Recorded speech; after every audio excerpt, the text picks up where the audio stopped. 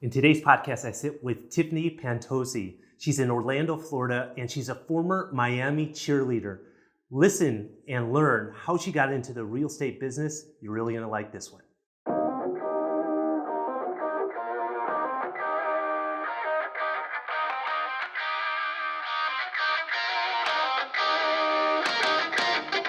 Okay, well, Tiffany, thank you for joining on the podcast. For those that don't know, where are you joining us from? I'm joining from Orlando, Florida. I am Mickey Mouse's next door neighbor. And what is Orlando like in regards to uh, outside of Disney World? Because I know Orlando because of Disney World, Epcot Center, Universal Studios, but there's a whole world outside of Disney, isn't it? Majority of all of us know Disney and know Orlando because of Disney, right? I mean, Disney, Mr. Walt Disney put Orlando on the map. I mean, it was just swamps back in the day, right? That's all we knew it for. But no, I mean, it's funny you say that. So I'm originally from Miami, Florida, born and raised. And I moved to Central Florida in 2010. And of course, to me as well, I really had this vision of Orlando that it's just so touristy. It's all about Disney. It's not my kind of vibe. Like I wasn't a mom at the time. And I left Miami kicking and screaming, like, what kind of life am I gonna have in Orlando? Well, quite some time later, I have quite a different opinion of Orlando and what the future looks like here as a resident, because you can live in parts of Orlando and never have any idea that Disney even exists, right?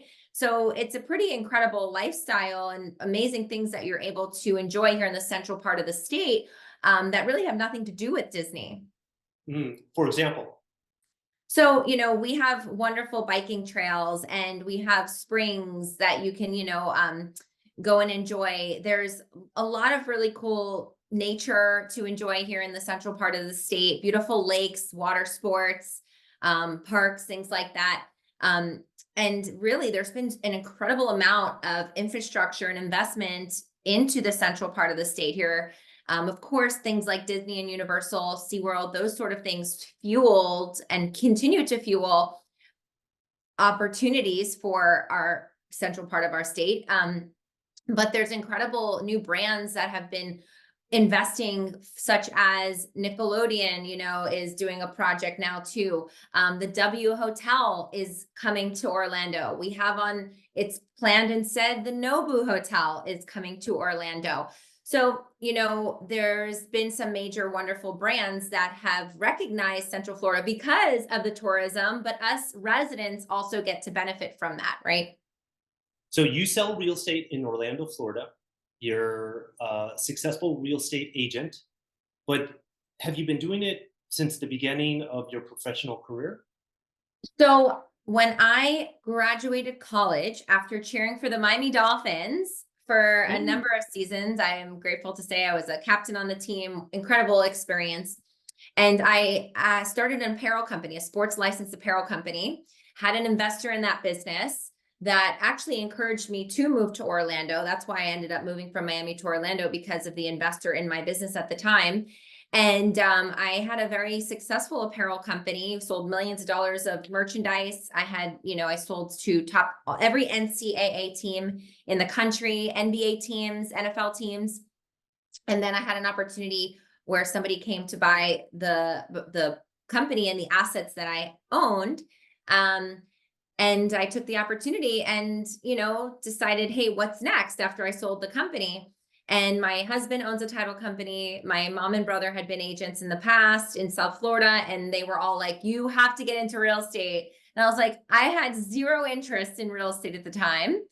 But I took the chance, and, I was an independent agent and top brokerages prior to starting my own company.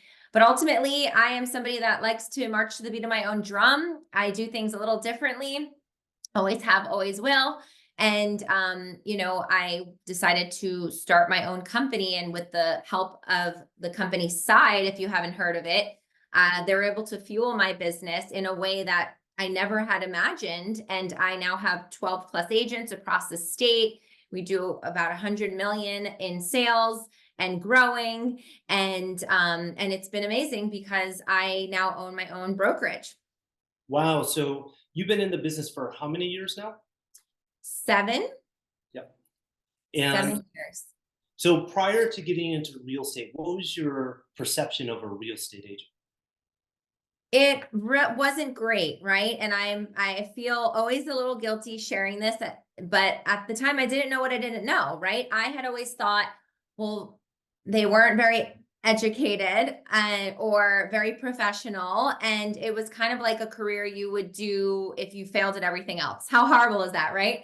Now that I'm an agent. But it's just because I didn't know any agents that truly impressed me at the time. I wasn't exposed to it, right? And of course, now being in the industry, I mean, there's incredible professionals and colleagues that I've surrounded myself with. Um, but listen, not all agents are created equal. Let's be fair. There's over, even in Central Florida, there's over 26,000 just here across 7 counties in Central Florida.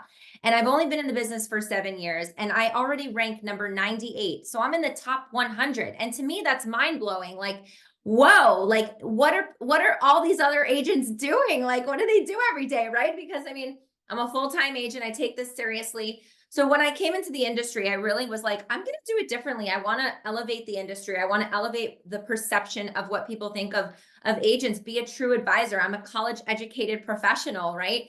So that's the approach I took. And of course, now I see the industry differently because of those that I choose to be connected with and surround myself with, and the way that I perform my business on a day-to-day basis. But there's still a lot of jokers that I would love to see flushed out of the industry. And I have no shame about saying that. And so 26,000 agents just in Central Florida and being in the top 100. I don't even know what that is in terms of percentages, point something percent. Oh, right. It's just crazy that I've been able to rise to that, that number. And I mean, 100, that's nothing, right? How did you, I mean, what were the critical success factors to achieve your success thus far?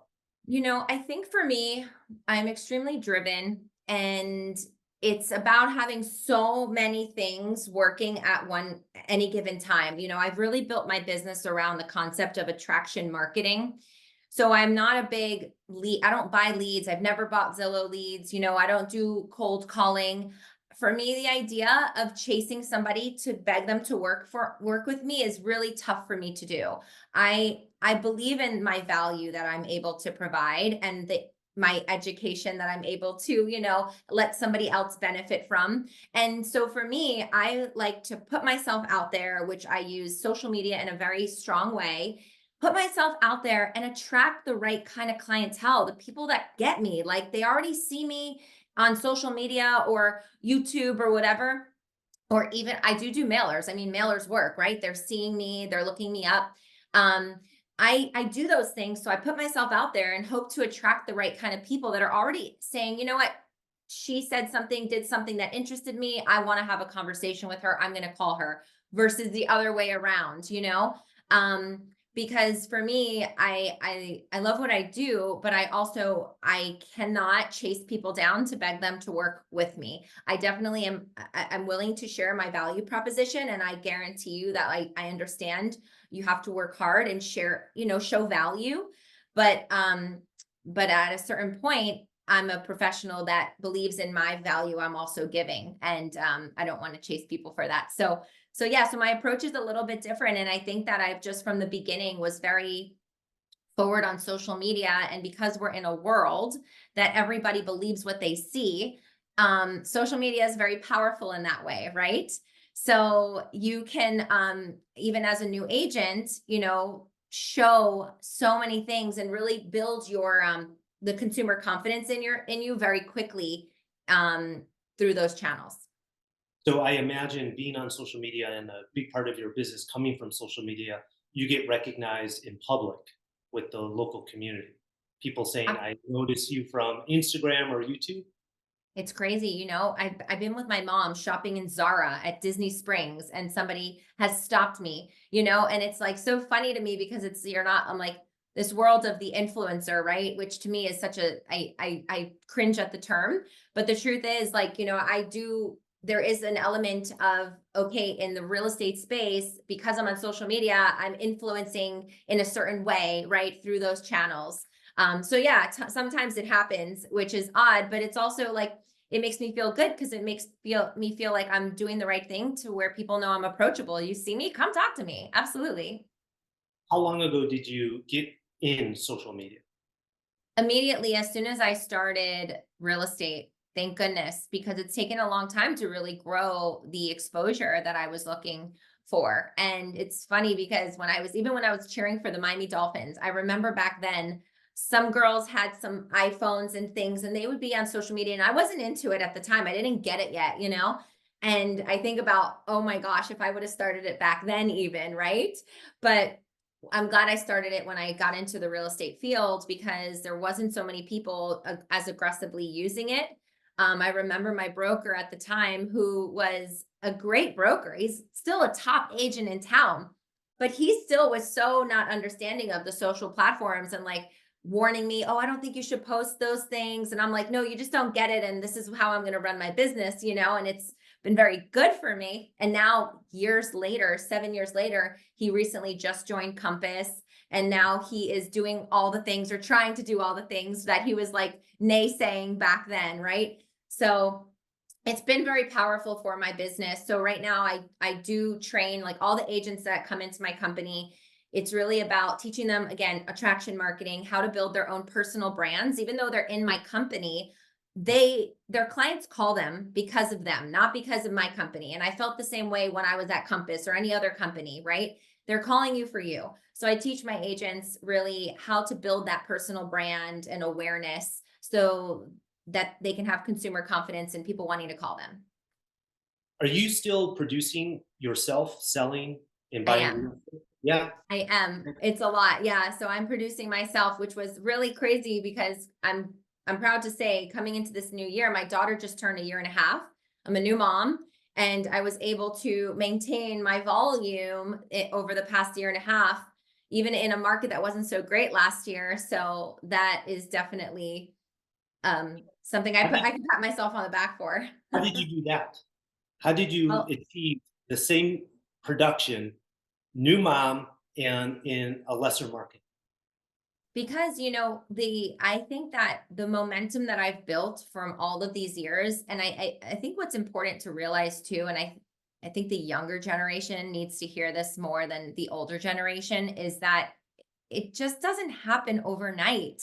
You don't snap your fingers and then tomorrow you're like the top agent in town, right? Selling crazy amounts. Like, is there an element of luck in real estate? You bet you there is. Absolutely. There is definitely.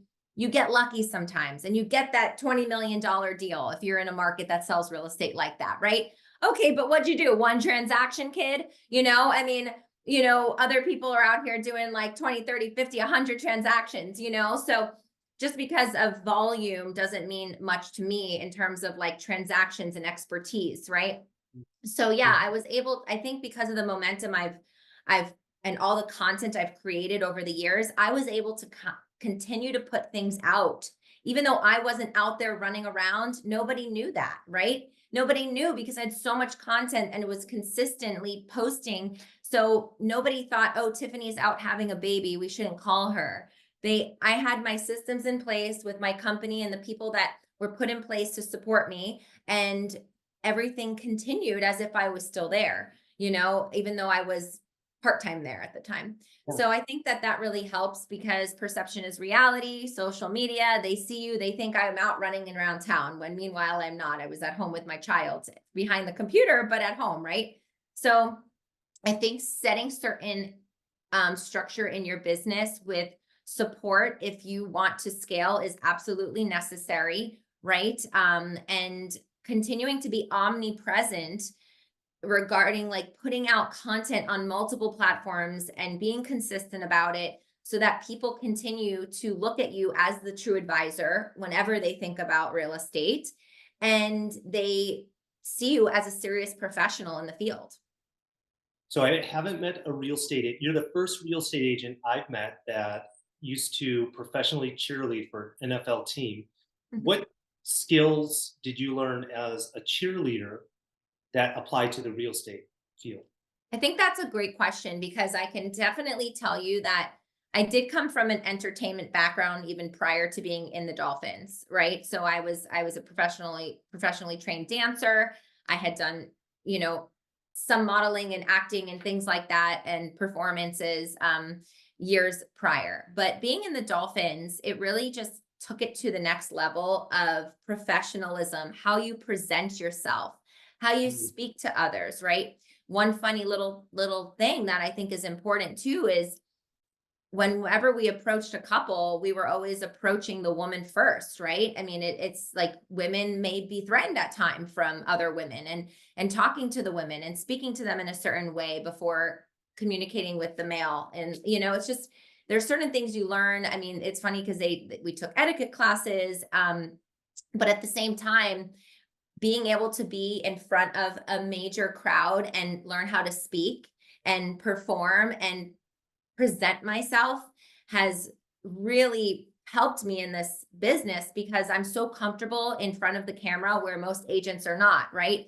Even if they get in front of the camera and they're willing to do that, there is a little bit of a it factor that you either have or you don't, on camera. yeah, Um, and it's something that definitely can be learned, I think, if you have a decent personality. But I definitely took a lot of that comfort and mhm. experience into this field, and it's helped me excel. I could totally see that, and I'm completely ignorant to the cheerleading world, but I can imagine. I see you performing and dancing, being on camera in front of thousands, tens of thousands of people, and millions of people being televised. Um, but I imagine there's media opportunities where you're actually speaking also, right? Absolutely. And you nailed it. I think what most would think is, oh, you shook your pom poms and danced on the sidelines at a game. How fun. How cute are you? Oh, yeah, sure. I love when people underestimate me. I think that's the best opportunity, to go ahead and really be able to surprise people. But yes, of course, you were performing on the field, but there's so many other appearances and engagements, speaking engagements that we did where I mean I traveled all over the world. I was, in 12 plus countries representing one of the most world known organizations, right? I mean, they were hand selected us, certain groups of us at certain times to travel and speak upon on behalf of the Miami Dolphins organization. So there was a lot of skills that we learned through doing that, right? I've hosted events, I spoke at events, I spoke on the news. So many things like that that really helped me hone my skills and things like that. But yeah, there's so much more that we do. I mean, I traveled and went to military tours. I visited the military. I was in, Kuwait and Djibouti and Saudi Arabia. I mean, I've been on warships and in Bradleys and Blackhawks and on, I've done like some incredible things that you couldn't even pay to do Yeah. in life. So I'm very grateful, but all of that really has seasoned me to really be able to be so well rounded today, and again, use those skills when getting in front of people in real estate. Does cheerleading pay, or is it just the opportunity? Well, it's definitely extracurricular. You do have minor pay, like it's literally extracurricular. I mean, the pay was so minor, it's not something that anybody could survive on, but it again, their experience, I was doing it while I was in college. So it's not like, oh, after college, I'm gonna be a cheerleader. That's not what the plan should be. It was absolutely extracurricular during college. I was doing it, and one of the best experiences of my life. The organizations have changed a lot over the years, unfortunately, because of people that I think have taken advantage of having their 15 minutes of fame. But it's not the same as it used to be. But I would still encourage any young girl to try to go after that opportunity because it was unbelievable and something that is very special.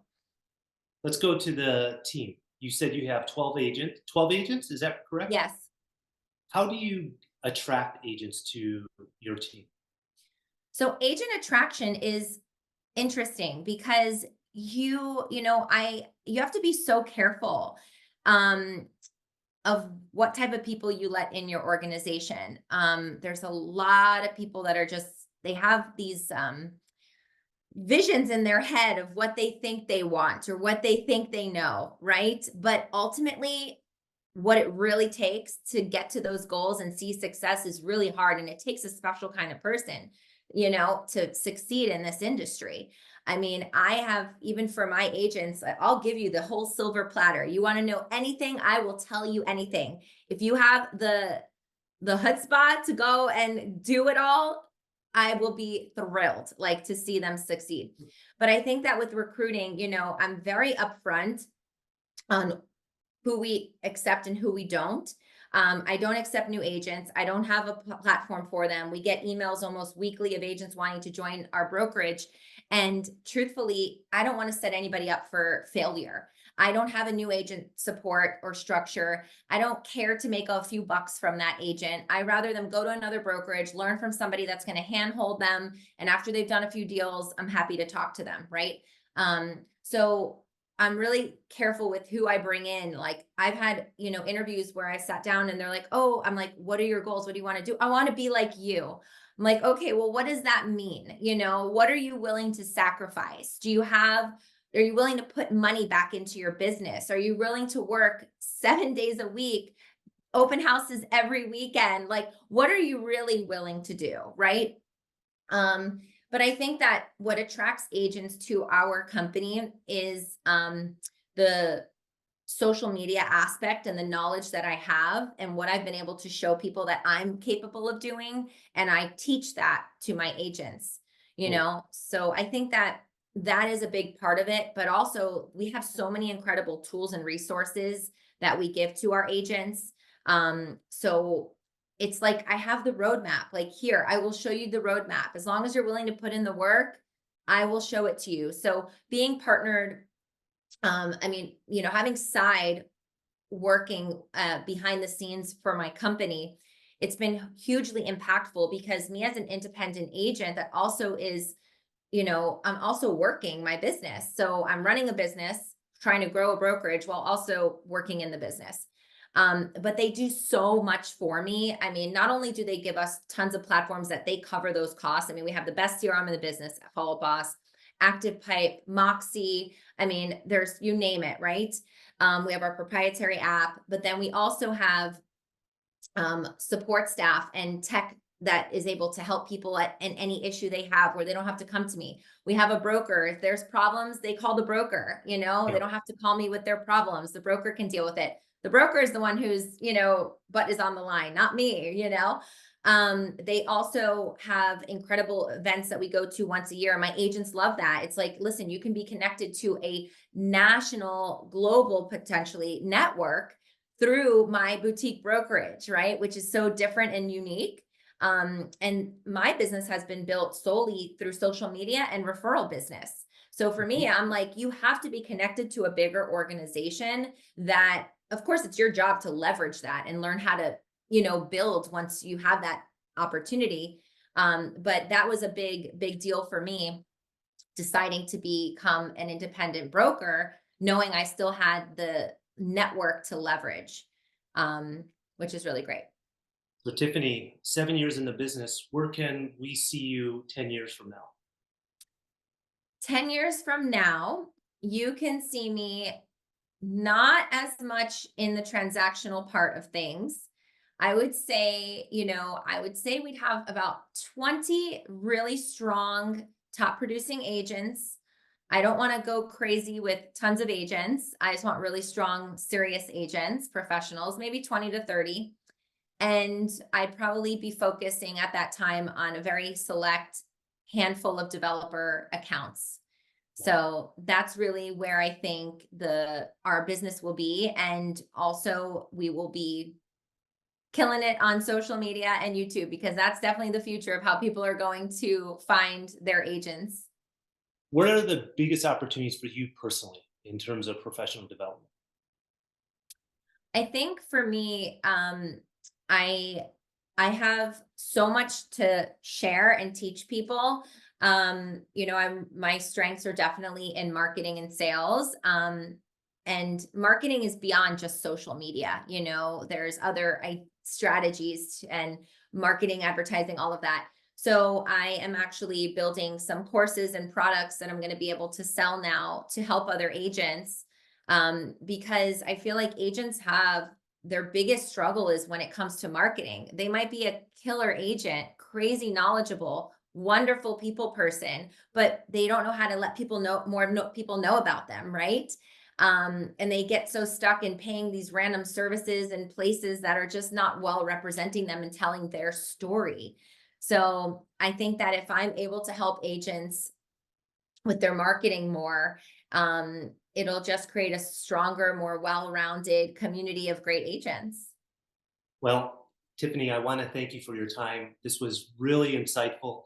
I learned a lot more stuff from our initial call. It was, and I look forward to collaborating more with Orlando, trying to connection Orlando and Cabo, right? Absolutely, because we have so many cool projects in both places going on. There's a lot coming to Central Florida, and I know a lot coming to Cabo in the next few years. So we definitely have to continue to share that cross Tiffany, market. I appreciate your time, and you always have a contact and friend here in Cabo. And will I see you in California for our Realm Group event? Yes, I will see you there in May. Nick, I will see you in Cali in May. All right. Okay. Take care, Tiffany. Thanks for your time. Thank you. Bye-bye. Until the next one, bye for now. Thanks for listening to this episode of the Nick Fong Podcast. Make sure you subscribe to the podcast and the YouTube channel at youtube.com/Ronaval Real Estate and follow Nick on Instagram at NickFong_Ronaval. Ready to find your Baja dream home? Check out the latest property listings at Ronaval.com or findmexicohouses.com. Hasta luego.